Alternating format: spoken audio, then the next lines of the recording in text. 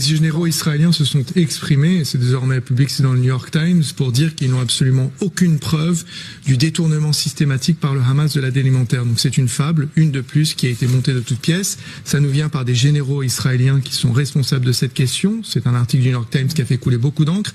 L'USAID, une agence américaine qu'on ne peut pas vraiment soupçonner d'être proche du Hamas, a fait une étude et parvenu à la même conclusion. L'Union européenne a également fait une étude sur cette question et est parvenue à la même conclusion. Donc ça n'est pas vrai que le Hamas détourne de grandes parties de l'aide humanitaire qui rentre dans Gaza pour la revendre. Est-ce qu'il en a volé ? Certainement. Est-ce qu'il en a revendu ? Certainement. Mais ces mêmes généraux cités par le New York Times affirment, noir sur blanc, qu'en réalité le système onusien de fourniture de vivres et de subsistance fonctionnait très très bien. Voilà. Même si rien n'était détourné, il n'y a qu'un quart des besoins qui rentrent aujourd'hui à Gaza.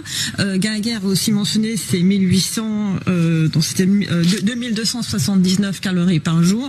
Ça équivaut à 1,8 kg par personne. Aujourd'hui, les organisations humanitaires qui essayent de mettre de la pression sur Israël pour aider la population à avoir un peu plus à manger disent, écoutez, laissez au moins rentrer l'équivalent de 1 kg par jour. C'est presque la moitié de ce qui est préconisé par le COGAT. Donc vous voyez la situation qui est responsable de cette famine, c'est évidemment Israël. La communauté internationale, si n'importe quel autre pays du monde faisait ce que fait Israël, la communauté internationale serait... Mais c'était le sens de ma question, comment expliquer... Ça dépend de la langue dans laquelle il s'exprime et il ne dit pas la même chose quand il parle en hébreu et quand il parle en anglais. Il est bien plus conciliant en anglais que lorsqu'il s'exprime en hébreu. Ce message s'adresse à la fois à sa population mais également à l'international et donc à nous. Vous faisiez référence à cette dystopiquement nommée Fondation humanitaire pour Gaza. Je rappelle, et ce sont les chiffres de l'ONU, que près de 2000 personnes sont mortes en essayant d'aller prélever l'aide humanitaire dans les 4 points de distribution installés qui servaient à remplacer les 400 points de distribution précédemment organisés par les organisations onusiennes. Et notre ministre des Affaires étrangères, Jean-Noël Barrot, avait d'ailleurs, je me souviens de cette phrase, parler de cette fondation et de ce résultat qui est scandaleux et qui est probablement voulu par les autorités israéliennes, comme je cite, une honte.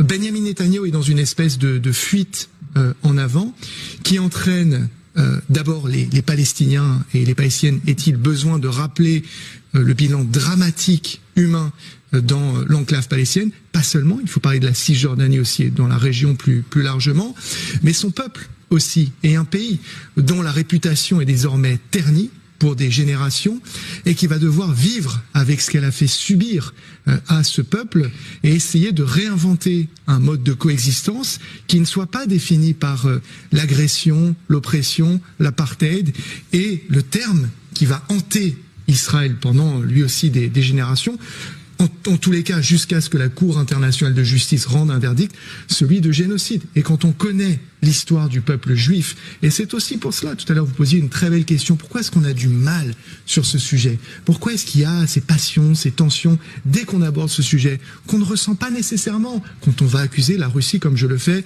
de mener un génocide en Ukraine? C'est aussi à cause de notre responsabilité dans ce qui est arrivé sur notre continent pendant le XXe siècle, et notre responsabilité contemporaine par rapport à ce qui arrive en ce moment même au Proche-Orient.